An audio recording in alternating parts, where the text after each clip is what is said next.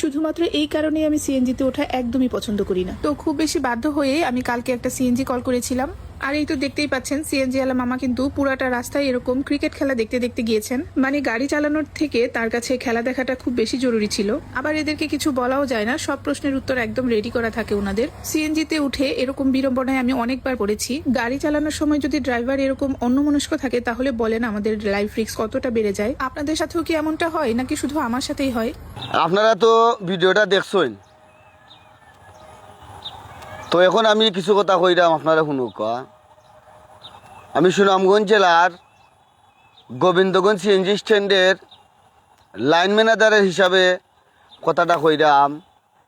এই যে ড্রাইভারের ভিডিওটা আপনারা দেখছেন, একজন ড্রাইভার, একজন গাড়ি চালক, একজন ড্রাইভারের দায়িত্ব হইল গিয়ে আর একজন যাত্রী বা 5 জন যাত্রী যদি গাড়ি তুলে তাহলে হে গন্তব্যস্থানে নিয়ে পৌঁছাইয়া দেওয়া।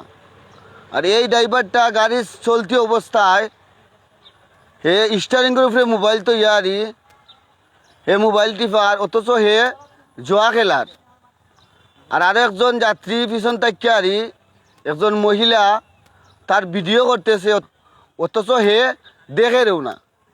এইরকম ড্রাইভারের কারণে আমাদের দেশে আমাদের সব ড্রাইভারগুলোর বদনাম আছে। তো আমি আপনারা কইমু এই ড্রাইভারটা কোন জায়গার আমি জানি না, তবে আমার ভিডিওটা আপনারা শেয়ার করবা।